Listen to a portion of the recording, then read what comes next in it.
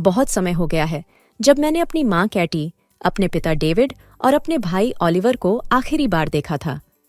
खैर, तकनीकी रूप से मेरे सौतेले पिता और सौतेले भाई के बाद जब मुझे घर छोड़ने के लिए मजबूर किया गया तो मैंने कभी पीछे मुड़कर नहीं देखा या यह देखने के लिए वापस नहीं आया कि मेरी माँ क्या कर रही हैं। कट्टी मेरी जैविक माँ नहीं है, हालांकि उन्होंने हमेशा मुझे अपने बेटे की तरह माना है। जब वह 30 वर्ष की थी तब उन्होंने मुझे गोद लिया था। उन्होंने मुझे बताया कि कैसे वह कभी शादी नहीं करना चाहती थी क्योंकि उनके साथ संबंध रखने वाला हर दूसरा आदमी सड़ा हुआ सेब निकला। वे उनके साथ बुरा व्यवहार करते थे और उन्हें कोई सम्मान नहीं देते थे, इसलिए अंततः उन्होंने निकट भविष्य में किसी से भी शादी नहीं करने का फैसला किया। हालांकि वह माँ बनना चाहती थी। यह निर्णय लेने के बाद कि वह किसी से शादी नहीं करेगी, उसके लिए गोद लेने और एक बच्चे के लिए एकल माता पिता बनने के बारे में सोचना आसान हो गया। मैं 1 साल का था जब मेरी माँ उस अनाथालय में गई थी जहां मैं पला बढ़ा था। उन्होंने मुझे देखा और मुझसे कहा कि मेरे चेहरे पर एक नज़र डालने से उन्हें महसूस हुआ कि उनके पास वह सब कुछ है जिसकी उन्हें तलाश थी। उन्होंने कहा, मैंने उन्हें मुस्कुरा दिया। उन्होंने कहा कि मैं उनका एकमात्र खजाना था, इसलिए परिणाम स्वरूप मैंने हमेशा उनके लिए एक अच्छा बेटा बनने की पूरी कोशिश की है। कोई ऐसा व्यक्ति जो उनकी बात सुनता हो और ऐसी कोई परेशानी पैदा न करता हो जिससे उन्हें ठेस पहुंचे। मैं अपनी माँ के बहुत करीब हूँ, इतना कि जब मैं केवल 15 साल का था तब मेरे सौतेले पिता ने मुझे उनकी कंपनी में काम करने के लिए कहा तो मैं सहमत हो गया क्योंकि मैं उन्हें नहीं चाहता था कि मेरी वजह से उन्हें चोट पहुंचे। डेविड, मेरे सौतेले पिता, एक हिंसक आदमी नहीं है, लेकिन मुझे याद है कि एक दिन वह इतने नशे में घर आए थे कि मुझे पूरा यकीन है कि उनके न्यूरॉन्स भी मैक्रेना कर रहे होंगे। उन्होंने उस दिन शराब पी थी क्योंकि उस वर्ष उसे कोई महत्वपूर्ण सौदा नहीं मिल पाया था। उस अवस्था में उन्होंने लगभग माँ पर हाथ उठा दिया जब माँ ने उन्हें इतनी शराब पीने के लिए डांटा। यह वह दिन था जब मेरे दिल में एक तरह का डर बैठ गया था और मैं नहीं चाहता था कि पिताजी किसी भी तरह से माँ को चोट पहुंचाएं। इसलिए जब उन्होंने मुझसे अपनी कंपनी में काम करने के लिए कहा तो मैंने उनकी बात मानी। लेकिन मैं अब उसी डर से बंधा हुआ महसूस नहीं करता क्योंकि मैं जानता हूं कि माँ एक मजबूत महिला है जो अपना ख्याल रख सकती है। इस बार घर और उनकी कंपनी छोड़ने के दौरान मुझे जो शर्मिंदगी महसूस हुई, उसके बाद जब वह मुझे वापस बुलाएंगे तो मैं उनकी बात आंख मूंद कर नहीं मानूंगा। मैं लगभग यही चाहता हूं कि माँ ने पिताजी से शादी न की होती, लेकिन फिर पिताजी को लगता होगा कि उन्होंने मुझे गोद नहीं लिया होता। मुझे गोद लेने के लिए आने से पहले माँ को अनाथालय में बच्चों से मिलने की आदत पड़ गई थी और यह अगले कुछ वर्षों तक जारी रहा, तब भी जब मैं उनके पास था। अनाथालय के दौरे के दौरान उनकी मुलाकात अपने पिता से हुई, जो अपनी कंपनी के प्रतिनिधियों में से एक के रूप में आए थे, जिन्होंने उस वर्ष बहुत बड़ा दान दिया था। अपने पिता को जानते हुए मेरा मानना है कि यह अपनी कंपनी का विज्ञापन करने का उनका एक चतुर तरीका रहा होगा, क्योंकि मीडिया भी वहां मौजूद था। कैटी ने पिताजी के इस पक्ष की प्रशंसा की और उनके पास जाकर उनकी दयालुता की सराहना करने का फैसला किया। वह कैसे जान सकती थी कि एक व्यवसायी का हृदय दयालु के अलावा कुछ भी होता है, विशेषकर ऐसे समय में जब लोग खोखले अमेरिकी सपने का पीछा कर रहे हैं। माँ ने मुझे बताया था कि पापा ही अपने प्यार का इजहार करने आए थे और केवल कुछ महीनों तक रिश्ते में रहने के बाद उन दोनों ने शादीशुदा जोड़ा बनने का फैसला किया। जब उनकी शादी हुई तब मैं 5 साल का था।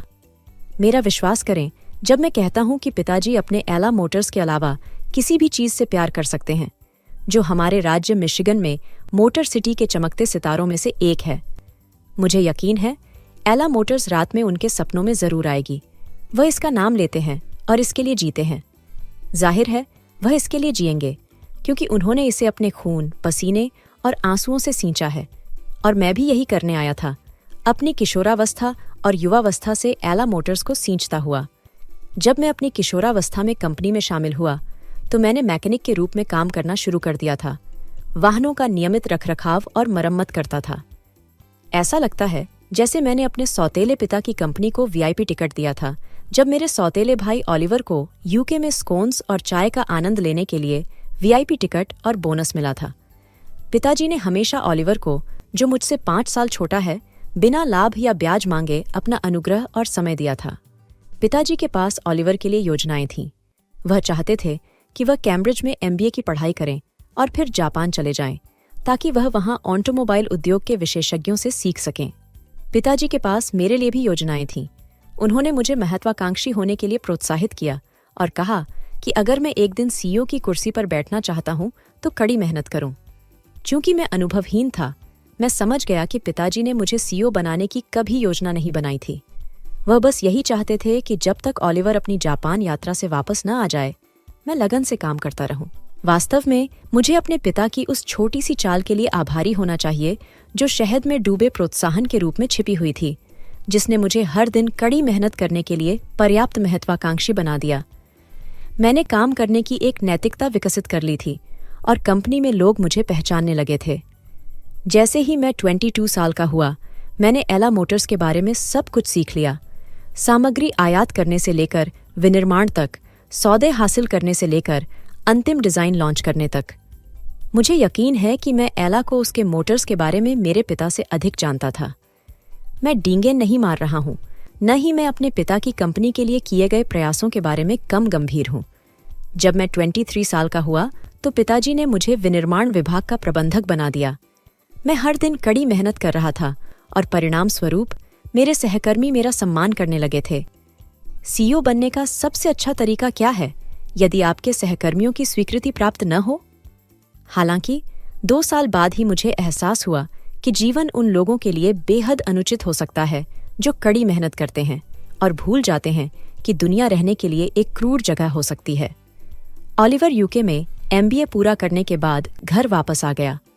उसने अपने पिता से कहा कि वह जापान जाने से पहले एक ब्रेक लेगा। मैंने नहीं सोचा था कि पिताजी इतनी जल्दी निलंबित होने का विकल्प चुनेंगे और ओलिवर को नया CEO बनने के लिए कहेंगे। क्या आप विश्वास कर सकते हैं कि 20 वर्षीय ओलिवर स्विफ्ट को प्लैटिनम प्लेट पर CEO की कुर्सी परोसी गई थी? जब मैं पिताजी से बात करने गया तो उन्होंने बीमार होने का नाटक किया। उन्होंने मुझे मुआवजे के रूप में $200 की पेशकश की। यह कंपनी के लिए मेरे काम करने और ओलिवर के खिलाफ प्रतिस्पर्धा करने की संभावना को समाप्त करने का उनका तरीका था। ईमानदारी से कहूं तो मैं अपने भाई से प्यार करता हूं, लेकिन यह मेरे लिए बहुत ज्यादा था। यही वह दिन था जब मैंने अपना करियर बनाने के लिए घर छोड़ दिया था। मैंने अपनी खुद की कंपनी शुरू की। मैंने पिछले 10 वर्षों से अपनी सारी बचत निवेश कर दी है और वह $200 है। जब मैंने घर छोड़ने का फैसला किया तो माँ ने मुझे अपना पूरा समर्थन दिया। मेरा मानना है कि उन्होंने मेरी कंपनी में भी निवेश किया है और शेयर होल्डर्स में से एक बन गई है, जो मेरे पिता की जानकारी से बाहर है। पिछले कुछ महीनों से मेरे लिए सब कुछ बहुत सुचारू रूप से चल रहा है, जब से मैंने इस कंपनी को नए सिरे से बनाने पर ध्यान दिया है। मेरे कुछ सबसे भरोसेमंद सहकर्मियों ने भी मेरे प्रयास में शामिल होने का फैसला किया। सब कुछ योजना के अनुसार चल रहा है, लेकिन मुझे लगता है कि एला मोटर्स में कुछ बदल गया है। अभी मुझे एला मोटर्स छोड़कर अपनी कंपनी शुरू किए 1 साल भी नहीं हुआ है कि मेरे पिता मुझसे कंपनी में वापस लौटने के लिए कह रहे हैं। उन्होंने मुझे ऊंचे पद की भी पेशकश की है। मुझे नहीं पता कि क्या हुआ है। शायद चीजें उनके लिए योजना के अनुसार नहीं चल रही हैं। मैं माँ को फोन करके पूछ सकता हूँ कि क्या सब कुछ ठीक है। सच कहूँ तो मैं वापस नहीं जाना चाहता, क्योंकि 10 साल काम करने के बाद भी मुझे क्या मिला। मैं उनके खोखले वादों से बहुत थक गया हूँ। मैं जानता हूँ कि वह मुझे फिर से अपने साथ जोड़ना चाहते हैं, ताकि भविष्य में मेरी मोटरें उनकी मोटरों से प्रतिस्पर्धा न कर सकें। मैं नहीं जानता कि उसे और कैसे ठुकराऊं। इस स्थिति के संबंध में कोई भी सुझाव सहायक होगा। अपडेट 1। काश मैं कह पाता कि एला मोटर्स में चल रही किसी चीज के बारे में मेरा संदेह हवा में चिल्लाने के अलावा और कुछ नहीं था। हालांकि स्थिति न केवल कंपनी के लिए बल्कि पिताजी के लिए भी खराब हो गई है। मुझे आश्चर्य है कि वह अपने सामने खड़ी इस मुसीबत से कैसे निपटेंगे। उन्होंने यह कभी नहीं देखा होगा कि कंपनी के लिए उनकी तथाकथित शानदार योजनाओं में सेंध लगाने वाला उनका अपना बेटा होगा। पिताजी चाहते थे कि ओलिवर CEO की भूमिका निभाए, लेकिन मुझे लगता है कि मेरे भाई को अब इसमें कोई दिलचस्पी नहीं है। मुझे लगता है कि शायद यही कारण है कि पिताजी मुझे अपनी कंपनी में वापस लौटने के लिए बुला रहे हैं। लेकिन मुझे उस बूढ़े व्यक्ति पर संदेह है, क्योंकि उसने अभी तक मुझे CEO की कुर्सी का प्रस्ताव नहीं दिया है। आइए मैं आपको बताता हूं कि क्या हुआ। 2 दिन पहले पिताजी ने मुझे फोन किया। वह हताश लग रहे थे जब उन्होंने मुझसे अपने पास लौटने के लिए कहा। उनकी आवाज भारी थी, जैसे वह आजकल तनाव में हो, इसलिए मैंने अचानक फोन नहीं काटा, कहीं ऐसा न हो कि उन्हें दुख पहुंचे। मैंने उन्हें विनम्रता से यह बताने की कोशिश की कि मैं अपनी खुद की कंपनी स्थापित करने आया हूं और अगर वह किसी तरह का प्रस्ताव नहीं देंगे तो यह सराहनीय होगा। उन्होंने यह कहते हुए अचानक फोन रख दिया कि मैंने कभी उनकी बात नहीं मानी, क्योंकि मैंने उन्हें कभी अपने पिता के रूप में स्वीकार नहीं किया। उन्होंने कहा कि उनका हमेशा मानना था कि मुझ पर भरोसा नहीं किया जा सकता। उनकी बातों से मुझे गुस्सा आया, लेकिन इससे पहले कि मैं फोन रख पाता, उन्होंने फोन रख दिया। मैं इतना चिढ़ गया था कि मैंने माँ को फोन करके पूछा कि पिताजी के साथ क्या हो रहा है। उन्होंने मुझे बताया कि मेरे प्यारे भाई की प्रेमिका एवा हमारे शहर डेट्रॉइट में आई थी। ऑलिवर अपने विश्वविद्यालय के दिनों में कैम्ब्रिज में एवा से मिले। दोनों मिलकर एफिलिएट मार्केटिंग में एक ऑनलाइन बिजनेस शुरू करना चाहते हैं। ऑलिवर अपने पिता की कंपनी का मालिक बनने के बजाय मार्केटिंग क्षेत्र में आगे बढ़ना चाहता है। वह परिवार में एक अलग व्यक्ति बन गया है। एवा और ऑलिवर दोनों अभी 20 वर्ष के हुए हैं और वे अपना खुद का व्यवसाय शुरू करना चाहते हैं। पिताजी मुझे बुला रहे हैं क्योंकि उन्हें लगता है कि मैं उनके सीधे आदेश के तहत काम करते हुए ऑलिवर को एला मोटर्स में रहने के लिए मना सकता हूँ। यह हास्यास्पद है क्योंकि मैं 25 साल का हूँ और पहले ही अपना व्यवसाय शुरू कर चुका हूँ। मैं पीछे की ओर नहीं चल सकता। मेरी कंपनी आकार में छोटी हो सकती है, लेकिन यह मोटर सिटी में है और अगर मैं इसके लिए कड़ी मेहनत करूंगा तो यह अंततः बढ़ेगी। इसकी बढ़ती सफलता के कारण इसे शहर में पहचाना जाने लगा है। पिताजी के कुछ नए ग्राहक भी मेरे पास सौदा मांगने आ रहे हैं। मैं कभी जापान नहीं गया, लेकिन मुझे याद है कि मैंने अपने पिता के सबसे पुराने ग्राहक जो जापान से आए थे, तो मैंने उनसे से 2 महत्वपूर्ण बातें सीखी थीं। उन्होंने मुझसे कहा कि व्यक्ति को हमेशा अपने उत्पाद की गुणवत्ता पर ध्यान देना चाहिए और राजस्व सृजन के बारे में सोचना शुरू करना चाहिए। मैं सलाह के इन 2 टुकड़ों को हमेशा अपने दिमाग में रखता हूँ। जैसे ही मैं यह अपडेट लिख रहा हूँ, मुझे अपने कार्यालय के दरवाजे के बाहर शोर सुनाई देता है। कुछ घंटों के अंतराल के बाद मैं यह लिख रहा हूँ। मैंने जो शोर सुना वह मेरे लिए एक गंभीर अलार्म था। पुलिस के साथ ऑडिटर्स की टीम भी पहुंची। पुलिस को देखकर मैं घबरा गया। मेरा मतलब है, कौन नहीं करेगा। उन्होंने दावा किया कि उन्हें जानकारी मिली है कि मेरी कंपनी में किसी प्रकार की नापाक वित्तीय धोखाधड़ी की जा रही है। उनके पास वारंट था और इसलिए उन्होंने पिछले 2 महीनों के कंपनी के सभी वित्तीय रिकॉर्ड देखे। अंत में उन्हें कुछ नहीं मिला और वे चले गए। मैं तो समझ ही नहीं पा रहा हूं कि ये क्या हो गया। जैसे ही मैं विचार करता हूं, मेरा फोन बज उठता है। ये पिताजी का फोन था।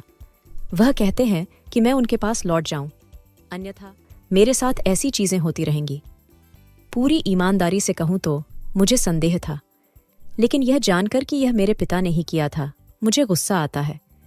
मैंने उनका सामना करने का फैसला किया और जितना संभव हो सके उनसे कठोरता से कहूंगा कि वह मेरे साथ खिलवाड़ करना बंद कर दे। मैंने अभी उन्हें फोन किया, लेकिन उन्होंने नहीं उठाया। इसलिए मैंने माँ को फोन किया और उनके ठिकाने के बारे में पूछा। माँ ने मुझे बताया कि आज बोर्ड मीटिंग है और पिताजी की उपस्थिति का अनुरोध किया गया है। मैं जानता हूँ कि इसका ऑलिवर द्वारा सीईओ के रूप में अपनी भूमिका नहीं निभाने से कुछ लेना देना होगा। मैंने ऑलिवर को यह पूछने के लिए फोन करने की कोशिश की कि बैठक कब खत्म होगी, लेकिन उसने मेरा फोन नहीं उठाया। तो मैंने पिताजी के कार्यालय जाने का फैसला किया, जहां आज बैठक आयोजित की गई, और वहीं उनसे बात करूंगा। मैं उनसे पिछले कुछ महीनों में अपने सभी प्रयासों को इतनी आसानी से बर्बाद नहीं करने दे सकता। आखिरकार उनसे के पास मुझे देने के लिए खोखले आश्वासनों के अलावा कुछ भी नहीं है, जिसे वह अपने बेटे के बराबर भी नहीं समझते। अपडेट 2।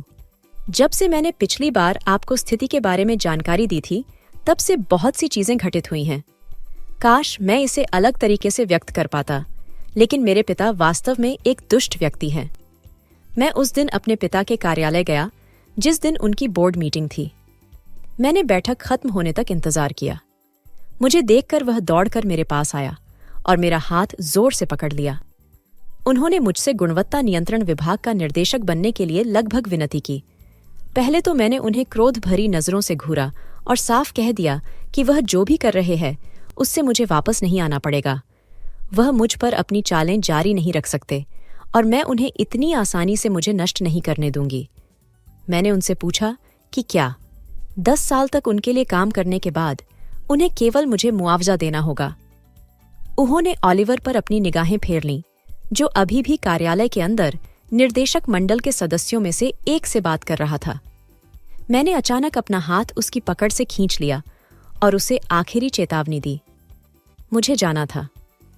जैसे ही मैं मुख्य द्वार से बाहर निकलने वाला था, मुझे अपने 2 पुराने सहकर्मी गेट से प्रवेश करते हुए मिले।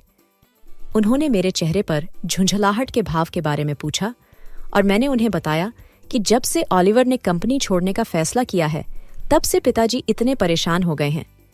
वे चौंके और मुझे एला मोटर्स के सामने स्थित एक कैफे में ले गए। उन्होंने मुझे बताया कि ऑलिवर यह नहीं कह रहा है कि वह कंपनी छोड़ना चाहता है, बल्कि निर्देशक मंडल उनसे अपने किए की जिम्मेदारी लेने और सीईओ के पद से हटने के लिए कह रहा है। 2 सप्ताह पहले एला मोटर्स ने अपने नए उत्पाद फीनिक्स 10 को लॉन्च किया था। लॉन्च के दिन प्रबंध विभाग ने ऑलिवर को सूचित किया कि उत्पाद के इंजन में कुछ खराबी थी और यदि वे इसे चलाकर उत्पाद पेश करते हैं तो यह खतरनाक हो सकता है। मुझे आगे बताया गया कि इस क्षेत्र में ऑलिवर की अपरिपक्वता और उसकी अनुभवहीन उम्र के कारण उसने अंतिम उत्पाद के निरीक्षण के सभी पहलुओं पर ज्यादा ध्यान नहीं दिया। ऑलिवर ने टीम की चेतावनी को न सुनने का फैसला किया। वह पूर्व निर्धारित योजना के साथ गया, जिसके कारण मंच के बीच में इंजन से धुएं के बादल पैदा हो गया, जिससे फिर अलार्म बज गया, जिससे उस स्थल पर अफरा तफरी मच गई जहां प्रक्षेपण हो रहा था। उपस्थित सभी लोगों ने इसे अच्छी तरह से नहीं लिया और उनकी ओर से किसी सौदे पर विचार नहीं किया गया। हालांकि पिताजी के प्रभाव के कारण यह खबर अखबार में नहीं छपी, लेकिन इससे निश्चित रूप से उनके उत्पाद की बिक्री में गिरावट आई। मुझे अब ऑलिवर और पिताजी की चिंता हो रही थी, लेकिन इससे पहले कि आप उनके लिए भी खेद महसूस करें, मेरी बात सुन लें। ऑलिवर निर्दोष और निश्चित रूप से मूर्ख हो सकता है, लेकिन पिताजी एक वास्तविक खिलाड़ी है। मैं सोचता था कि पैसा लोगों को लालची बना देता है और हमारा देश खास तौर पर अपनी पूंजी केंद्रित नीतियों के लिए जाना जाता है, और पिताजी एक ठंडे खून वाले पूंजीपति का वास्तविक उदाहरण है, जो अपनी कंपनी और कुछ हद तक ऑलिवर के अलावा किसी और की परवाह नहीं करते हैं। मैं यह सब इसलिए कह रहा हूं क्योंकि जब मुझे उन पर तरस आया तो मैंने मां को फोन करने की कोशिश की। उन्होंने मेरा फोन नहीं उठाया, जो एक असामान्य बात थी।